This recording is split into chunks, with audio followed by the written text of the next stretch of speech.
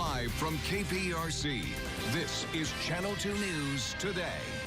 Welcome back. It is 9:30. Thanks for joining us. Last week in a rodeo, we've got 2 good days, though, on tap for you. Eric is joining us now this morning. We had a little bit of rain, but that's going to be all gone. Yeah, we had some fairly heavy downpours this morning in Liberty County. Around Houston, just a few scattered showers, so not much at all. So it's kind of a tale of haves and have-nots, sort of like last night. No severe weather this morning like we had last night, though, so that's a good thing. And what heavy rain we do have left over, extreme southeastern Liberty County, extreme northeastern Chambers County, right along the I-10 corridor. That is pushing away. We do have a little bit of a flare-up right down near LaPorte, the Baytown area, so we're watching that one. We don't expect any severe weather from this, but maybe an isolated downpour or two as this front comes through. In Houston, inside the loop, central Houston, you're out of the woods. It's really between this front and the coast where we could see additional rainfall over the next hour or so while the front moseys its way down to Galveston. Galveston not looking too bad right now. It is mostly cloudy. We have some peaks of sunshine in between the clouds. 74 degrees, south breezes at 14 miles per hour. It's a different story in town. This is our Herman Park camera, and we're seeing mainly sunny skies. Gorgeous, gorgeous conditions in Houston. 71 degrees right now, sunny skies, northwest breezes at 13, a northwest wind as opposed to that south wind in Galveston. That's the wind shift that comes along with the cold front. Here it is, our forecast for today. By 11 o'clock, I think pretty much all of us seeing sunshine. 73 degrees, 77 at 1 o'clock, 3 o'clock in the afternoon, 79 degrees. Same thing for 5 o'clock. Should be an absolutely lovely day, not very humid, feeling nice and crisp out there.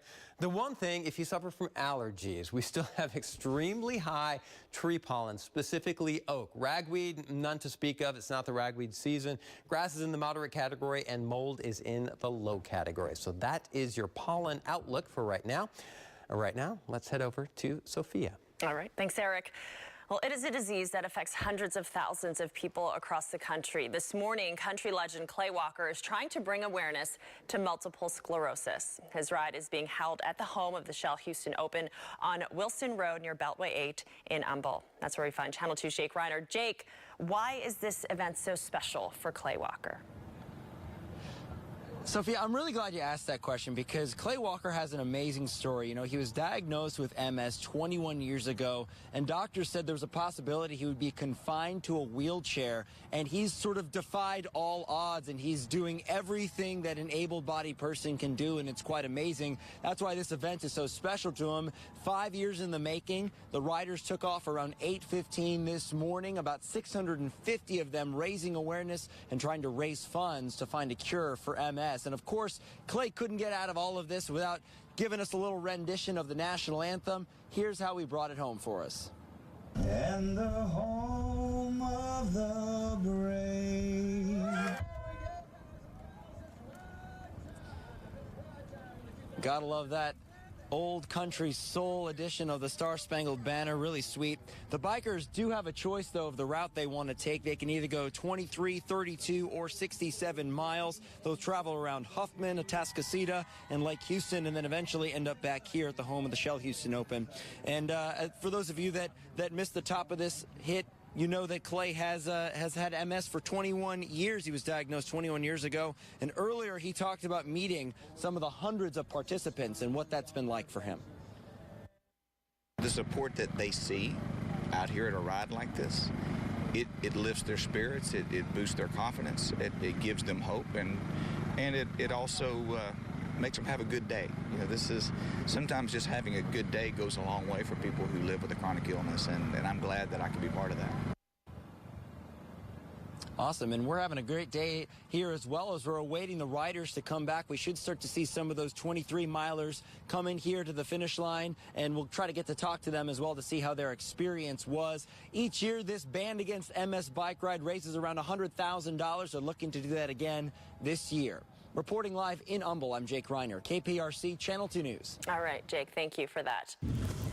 New this morning, arson investigators are working to determine what caused a house fire in southeast Houston. Firefighters say a home on Glen Heath and Glenlock Drive caught fire a little after midnight, and we're told the homeowners inside got out safely. The flames destroyed the roof and the garage, where you can see a burnt car inside.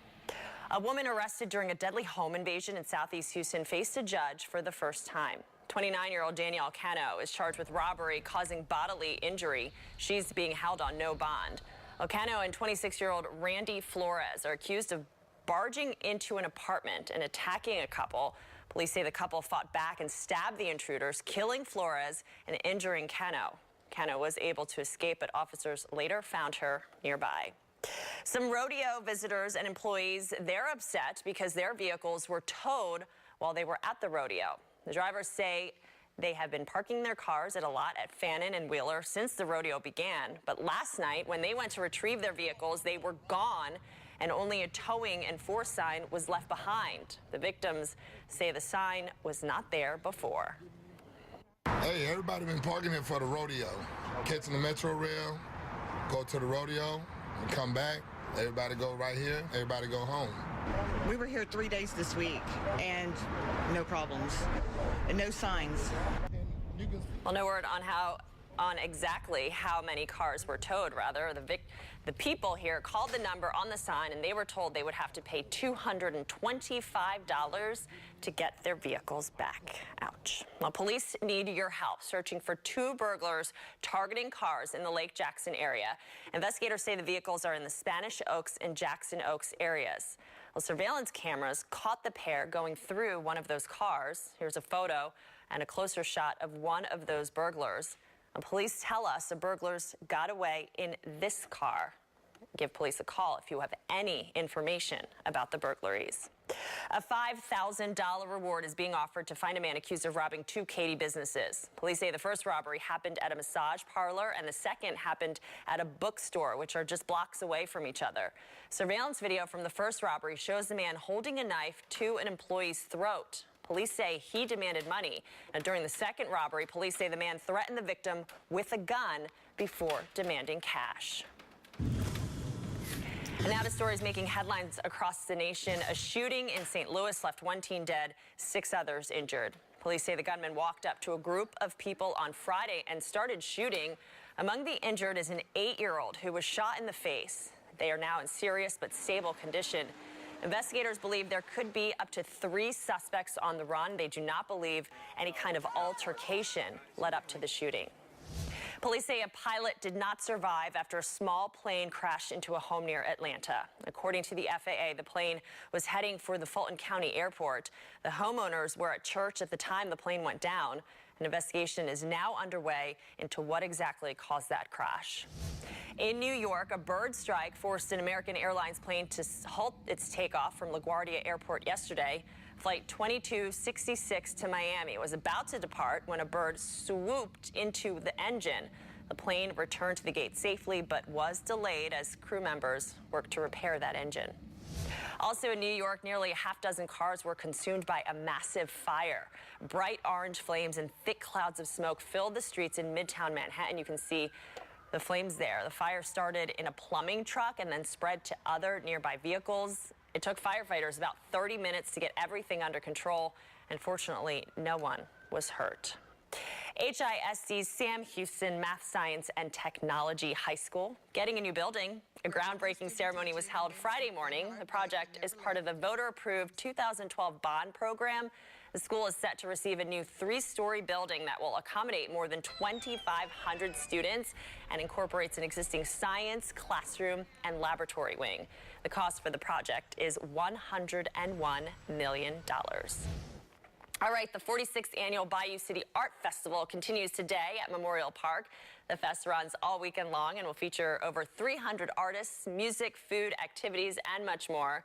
Today's events start in just about 20 minutes at 10 o'clock. You can purchase tickets online for the festival, or you can buy them at the gate.